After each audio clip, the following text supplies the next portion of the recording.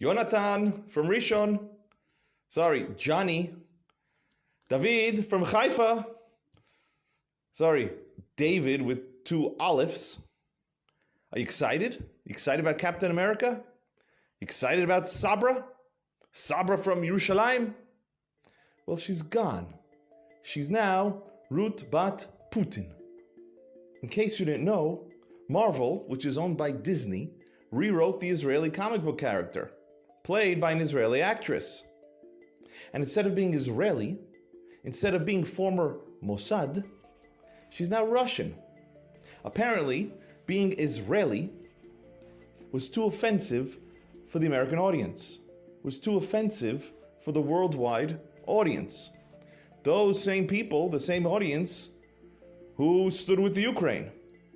And now they won't tolerate an Israeli in their movies. We've been screaming about sanctions and embargoes and their college campuses and their chants.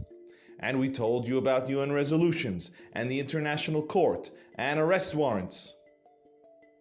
But now that they're telling you that Sabra, Ruth Bat Seraf, who is from Yerushalayim, now that they're telling you that she's Russian, now maybe finally you'll pay attention.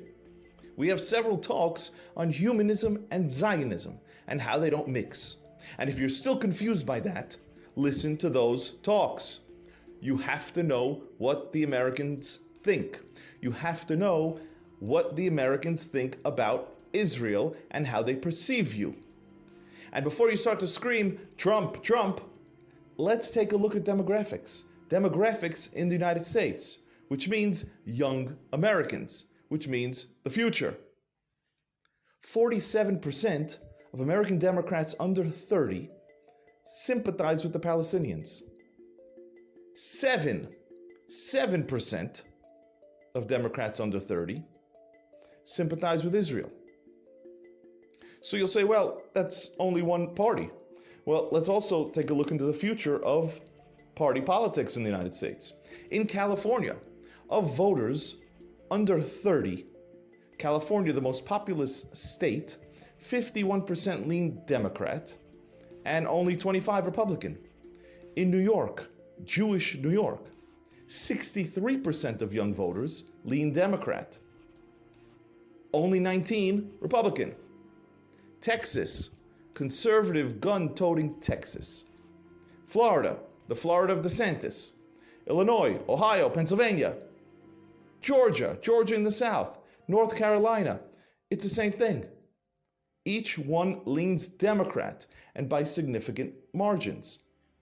In fact, in the United States, of the 15 most populous states, of the 15 largest states by population, only one leans Republican amongst young voters. And that's Missouri, if anyone cares. I don't care. I know sample sizes, constants as people get older, blah, blah, blah. I'll link the studies below. You don't like them, you talk to Pew, not to me. You would think they would do a study on company names. But this is important to understand, because then you won't run around putting up posters and going on the media and crying for sympathy. Israelis, you still don't get it. Americans, you're in denial. The US is not what it once was, and it hasn't been for a long time. And it's heading in a different direction.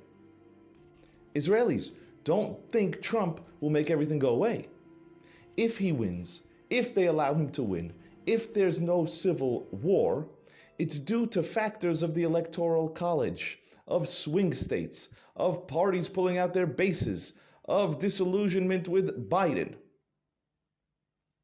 Don't bother with this. The American electoral system is very complicated. But don't make the mistake of thinking that this is passing. It's not.